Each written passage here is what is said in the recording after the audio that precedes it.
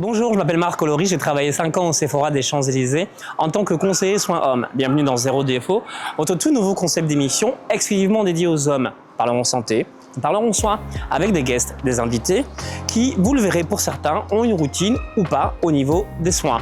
Et oui, le soin, ce n'est pas uniquement une affaire de femmes, c'est aussi une affaire d'hommes. Retrouvons tout de suite notre nouveau guest.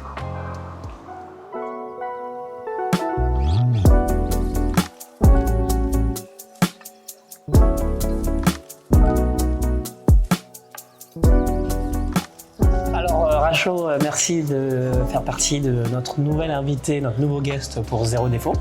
Pourquoi Rachaud? Parce que c'est pas ton vrai prénom, c'est un surnom ça. Exactement. Rachaud, depuis que je suis plus jeune, tout le monde m'appelle Rachaud. D'accord. Et ton prénom c'est Rachid? Mon prénom c'est Rachid. D'accord, ok. Mais le Rachaud, il te colle à la peau. Exactement. D'accord. Et c'est ton nom de scène? Mon nom de scène, aussi. Même sur mes tenues de combat, c'est écrit Rachaud. D'accord, c'est écrit Rachaud. C'est ça. Alors, moi je me demandais pourquoi la boxe? Et ça fait combien de temps que tu en fais? Et pourquoi l'aspect professionnel alors que tu aurais pu rester en amateur? J'ai commencé il y a une quinzaine d'années à peu près. D'accord. Ouais, j'aime la compétition. D'accord. T'aimes bien frapper les gens? Non, je plaisante. Est-ce que tu peux nous rappeler pourquoi est-ce que la boxe, elle a une image aussi populaire, même si c'est un sport qui reste violent? La boxe, tout le monde voit ce côté violent. Mais moi, le seul conseil que je donne à chaque fois, c'est d'abord d'essayer et de découvrir qu'en réalité, c'est pas vraiment de la violence. On compare souvent aux échecs. C'est vraiment un sport de tactique. De maîtrise de soi, maîtriser, de patience. Exactement. Ok. Et c'est un sport qui développe énormément de choses. Parce que de base, je faisais du basket. D'accord. Et tu voulais être pro aussi au niveau du basket?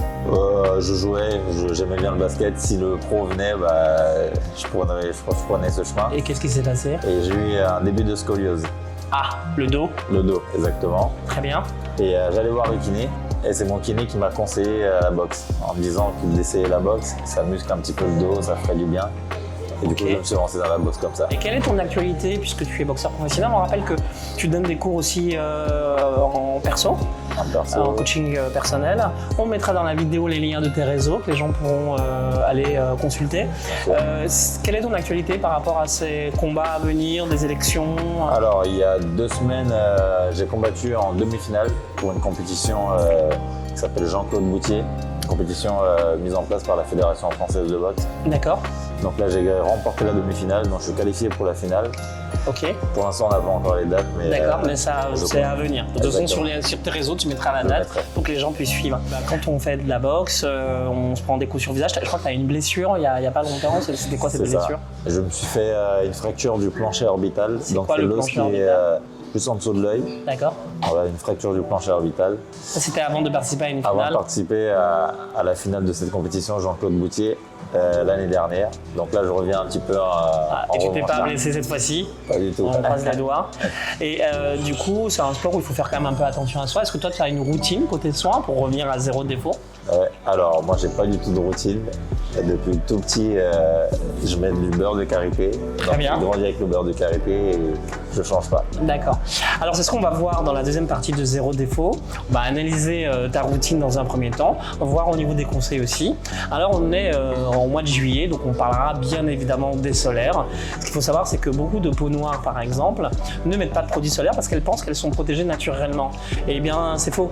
Tous les types de peau ont besoin de prendre du solaire. On va y revenir sur la deuxième partie de Zéro Défaut. Alors à tout de suite pour cette deuxième partie. Merci à toi, Marc.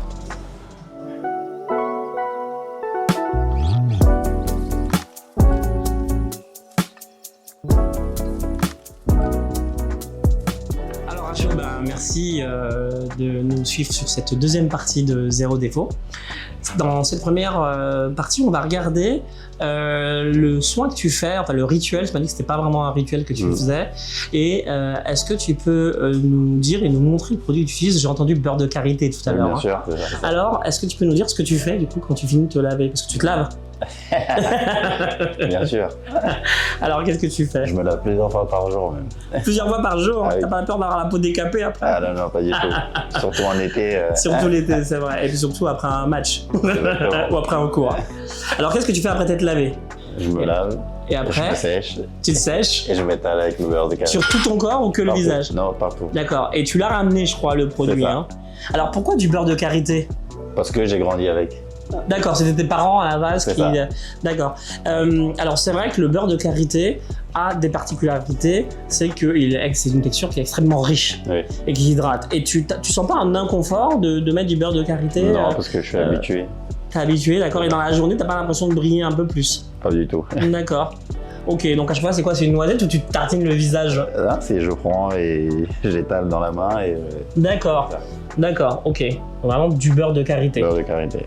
Ok. Eh bien, on va voir dans la suite, par rapport à ton diagnostic peau et ce que tu as l'habitude de mettre, si c'est quelque chose qui est plus confort ou si c'est quelque chose qu'il faut plus changer ou pas.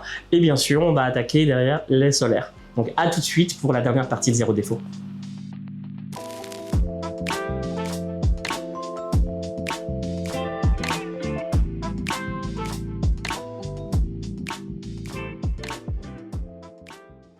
Alors Rachaud, merci de nous suivre pour cette dernière partie de l'émission. Alors si je me souviens bien, donc tu te laves, tu te rinces, tu te sèches et puis tu utilises du beurre de karité. Exactement. Alors si je dois faire un diagnostic de ta peau, tu as une peau plutôt mixte à tendance grasse, ça veut dire quoi? Ça veut dire qu'elle est sèche sur le côté et qu'elle aurait tendance à briller sur la zone T. C'est quoi la zone T? C'est le front, le nez et le menton. Ça veut dire pour ta texture de peau que moi j'irais plutôt sur une texture gel crème comme on l'a vu sur le premier épisode et pas une texture riche. On va le regarder là tout de suite. Effectivement le beurre de karité c'est une texture qui est très très riche. Je vois qu'elle est onctueuse, elle est un peu comme de la mousse, mais quand je la mets sur la surface de ma peau, je vois que c'est une texture quand même très huileuse. Après, tu as une shape par rapport à ton activité qui fait que je pense que tu fais très attention à ce que tu manges. Du coup, le fait que tu te mettes cette texture-là, finalement, te donne pas de boutons ni rien parce que tu fais très attention à toi en général. Mais moi, j'insiste sur le fait qu'on le verra sur le solaire que je conseille. Pour les peaux mixtes à tendance grasse, on va plutôt rester sur une texture gel crème. Pourquoi gel crème? D'abord, tu n'es pas dérouté parce que ça reste une crème, et ensuite gel parce que la texture est fluide, d'accord? Mais si tu n'as pas d'inconfort à utiliser ce produit-là, moi, je n'irais pas te dire d'arrêter de l'utiliser, mais par contre, ce que tu peux faire, c'est alterner. C'est-à-dire prendre en pharmacie, en parapharmacie ou ailleurs, une texture gel crème pour pouvoir tester. D'accord? Et puis, donc on est au mois de juillet, donc forcément c'est l'été. Tu pars en vacances cet été? Oui.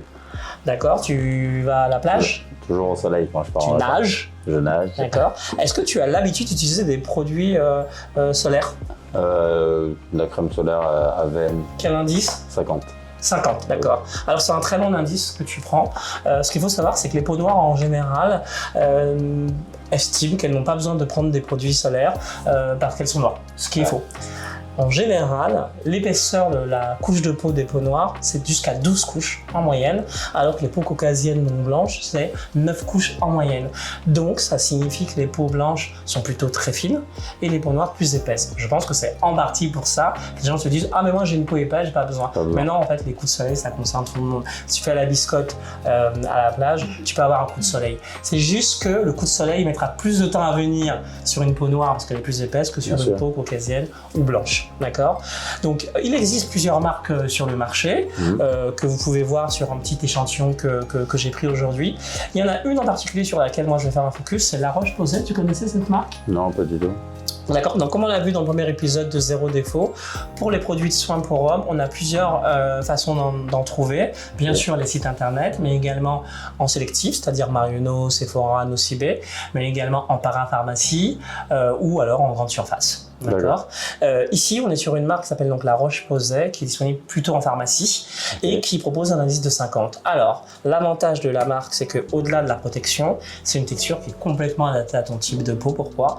Parce que c'est une texture qui est très fluide. On va l'essayer avec toi, tu vois. Donc, bien secouer le produit avant l'utilisation, à au moins quelques centimètres de la peau. Je fais le spray, tu vois. Donc, on voit effectivement le produit qui a une texture blanche, mais lorsque tu l'étales, je l'essaye moi aussi, lorsque tu l'étales, tu vois que la texture elle est fluide, elle va rentrer dans la couche supérieure de l'épiderme et surtout elle ne colle pas.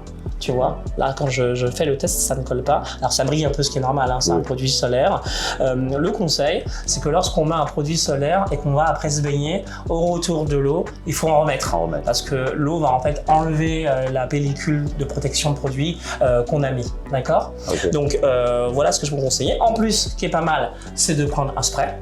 parce qu'un spray c'est beaucoup plus facile à utiliser quand on utilise ce genre de produit, et au niveau de ces textures là, on peut se badigeonner en quelque sorte le visage, voilà, et le corps. Alors, je vais te l'offrir. Merci. D'accord, comme ça tu es protégé pour tout l'été. Merci. Merci Rachaud d'avoir participé à Zéro Défaut. Et je vous retrouve très bientôt pour un nouvel épisode. Merci à vous.